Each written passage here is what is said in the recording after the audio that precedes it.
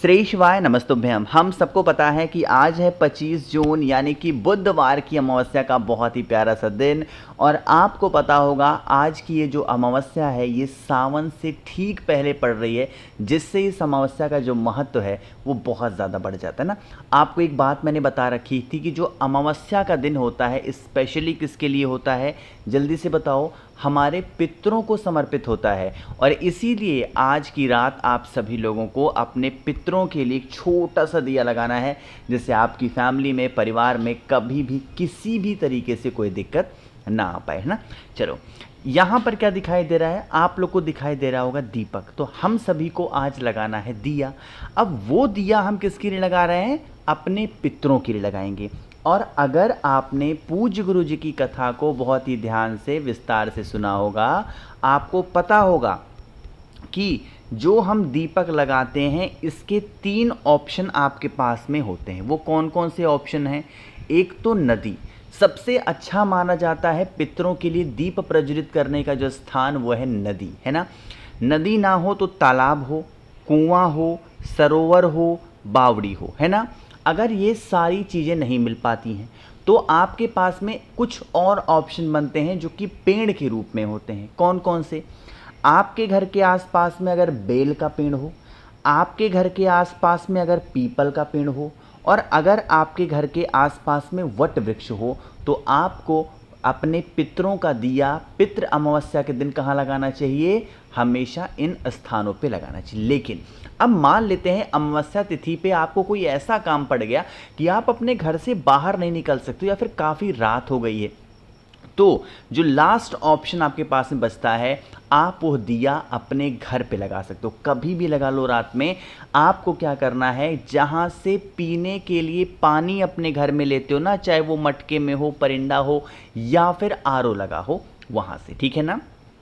जो दीपक मैंने आपको बताया उस दीपक को क्या करना है, ऐसे ले जाके रखना। एक चीज़ का विशेष ध्यान दीजिएगा, दीपक के नीचे थोड़ा सा चावल के दाने को रखना मत भूलिएगा। ये सारे काम आपको चाहे नदी के पास जला रहे हो, नदी, तालाब, सरोवर, कुआं, बावड़ी, या फिर जो मैंने पेड़ बताए वहाँ लगा रहे हो, प्रोसेस सारे सेम ही फॉलो करने, ठीक है ना। दीपक के नीचे क्या रख दिया आपने? चावल के दाने को रख दिया। अब यहाँ पर हम बारी करते हैं इस बत्ती को लगाने की। कौन सी बत्ती लगती है? मैंने एक बार नहीं 100 बार आपको बताया है कि हमेशा अपने पितरों का जो हम बत्ती लगाते हैं वो कौन सी होती है? लंबी बत्ती होती है।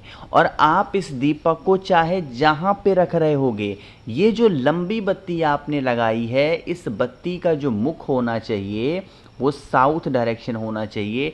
कहने का मतलब है दक्षिण दिशा में होना चाहिए, ठीक है ना। अब यह दीपक, सबसे बड़ी बात आती है कि भैया इस दीपक के अंदर हमें डालना क्या है, मतलब हमें तिल का तेल डालना है, हमें सरसों का तेल डालना है या घी डालना है।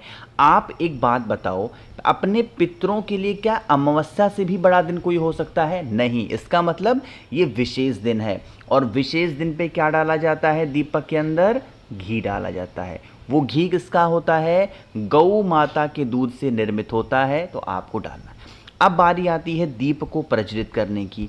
जब आप इस दीपक को प्रज्वलित करेंगे, जलाएंगे, तो पितृ देवता अर्यमन का स्मरण करेंगे। चीज़ें क्लियर हो रही हैं क्या? किसका ध्यान करोगे? पितृ देवता अर्यमन का ध्यान करते हुए बत्ती का जो मुख होगा वो दक्षिण दिशा की तरफ करते हुए आपको प्रज्वलित करनी है। हाथ जोड़ के विनती करनी है, प्रार्थना करनी है कि हमसे जो भी गलतियां हुई हो, हमसे जो भी भूल चूक हो गई हो, हे पितृदेवता हम सभी को क्षमा करें, हमारे घर में सुख शांति एवं समृद्धि का वास हमेशा बना रहे। ऐसे आप प्रार्थना करना और दीप को जला देना। करके देखिए इस उपाय को। आपके घर परिवार में किसी को भी अगर पितृदोष लगा होगा तो वो दोष कहाँ ख़त्म हो जाएगा और कब ख़त्म हो जाएगा आप समझ भी नहीं पाओगे। चीज़ें क्लियर हैं क्या? चलो आगे बढ़ते हैं। अब इस वीडियो के हम लोग अपने दूसरे उपाय की तरफ, जो कि हम सभी को किससे करना है? गंगा जल से। ये उपाय स्पेशली मैंने आपको बता रखा है, इससे पहले भी एक बार रिपीट कर रहा हूँ। बहुत ही ईजी सा, बहुत ही आसान सा ये उपाय है। जैसे मान लीजिए कि आपके घर में किसी भी प्रकार से कोई भी ऐसा कष्ट है जो कष्ट खत्म ही नहीं हो पा रहा है और आप बहुत चिंतित हो, बहुत परेशान हो, है ना, समझ रहे हो। तो आप लोग को 2 चीज़ें लेनी है। सबसे पहले तो आज के दिन आपको गंगा जल लेनी है और मुझे उम्मीद है आप सभी के घरों में थोड़ा बहुत गंगा जल ज़रूर होगा। ठीक, एक छोटी सी कटोरी लो, ज़रूरी नहीं है कि नया ही लेना है, नहीं बिल्कुल नहीं। आप एक छोटी सी कटोरी लेना, इसके अंदर जल भरना। कहाँ से? वो जल आप अपने घर से भरोगे, है ना।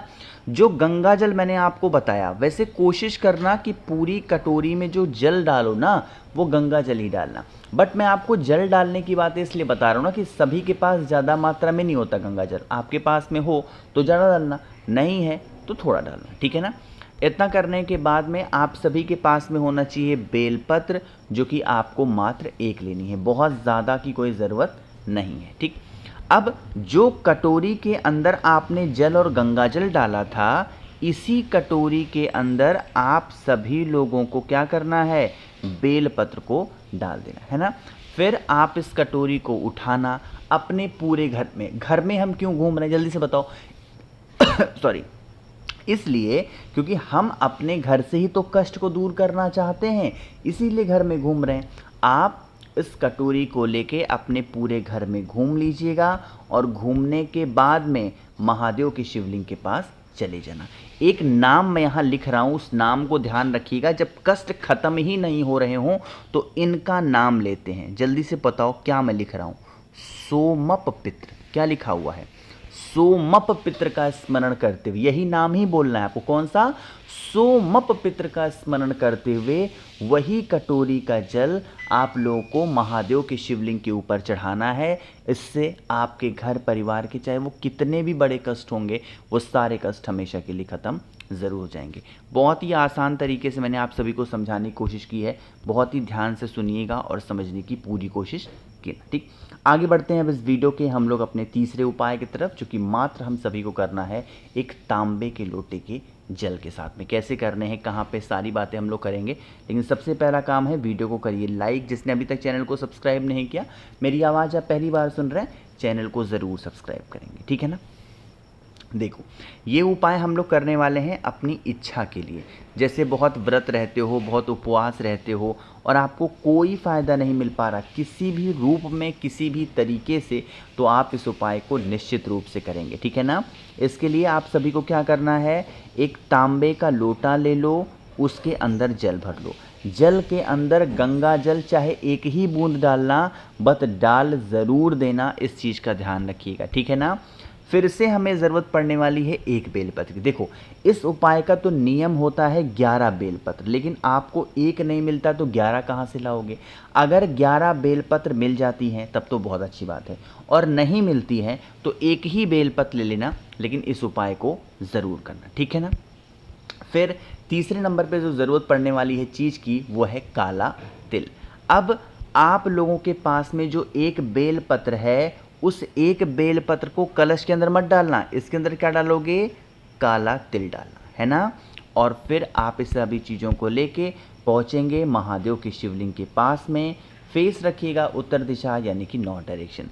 नियम हमेशा वही कहेगा, आप लोगों को पहले बेलपत्र चढ़ानी है। बेलपत्र चढ़ाने के बाद में वही काले तिल वाला जल बेलपत्र के ऊपर कौन से महादेव का ध्यान करोगे? जब परेशानी के लिए उपाय करते हैं, इच्छा के लिए उपाय करते हैं, रोग बीमारी के लिए उपाय करते हैं, तो कुंदकेश्वर महादेव का स्मरण करते हैं। आप सभी को कुंदकेश्वर महादेव के नाम से बेलपत्र के ऊपर जल को चढ़ाना और अपनी बातों को महादेव से कह देना। करके देखिए इस उपाय को। आज इस अमावस्या तिथि पे आपकी बरसों पुरानी वो सारी मनोकामना पूरी होगी जिसके लिए आप चिंतित रहते हैं, है ना। यहाँ पे हम लोगों ने 3 उपाय की बातें कर ली हैं। एक सबसे आखिरी और बहुत ज़्यादा छोटा उपाय है ना, इससे इजी उपाय, इससे आसान उपाय हो ही नहीं सकता कोई भी। ये उपाय स्पेशली हम दोबारा से कर रहे हैं। जैसे मान लीजिए आपके घर के बच्चे हैं, आपके हस्बैंड हैं, आपकी वाइफ है ना, वो बहुत चंचल रूप ले लेते हैं। वो मतलब हमेशा चिल्लाना, गाली गलौज, ये सब चीज़ें घर में चल रही है ना आपके, तो आप ऐसे नॉर्मल सा एक तांबे का लोटा लो, ठीक है ना, जल भर लो। ठीक, जल को भरने के बाद में जो इंसान गुस्सा कर रहा, क्रोध कर रहा, किसी भी रूप में इस कलश को स्पर्श करा दो उसके हाथों से, है ना। हाथों से स्पर्श कराने के बाद में महादेव के शिवलिंग के ऊपर ले जा कर के जल चढ़ाना। लेकिन जब जल चढ़ाओगे तो माँ पार्वती का एक नाम है, वो कौन सा नाम है, जल्दी से बताओ। माता उमा। क्या बोलोगे? माता उमा का स्मरण करते हुए वो पूरा जल महादेव के शिवलिंग के ऊपर अगर आप समर्पित करते हैं, तो अगर आपके घर में चंचल व्यक्ति बहुत ज़्यादा है, परेशान करता है, गुस्सा करता है, नखड़े करता है, तो इंसान की दिशा और दशा दोनों में परिवर्तन आएगा। ठीक है ना। मैंने कोशिश की आप सभी को सारी चीज़ों को अच्छा बताने की। वीडियो पसंद आई हो तो लाइक ज़रूर करिएगा। कुछ पूछना है नीचे कमेंट सेक्शन में पूछें। और मेरे जितने भी भाई बहन आवाज़ आज मेरी पहली बार सुन रहे हैं, चैनल को ज़रूर सब्सक्राइब करेंगे। श्री शिवाय नमस्तुभ्यम।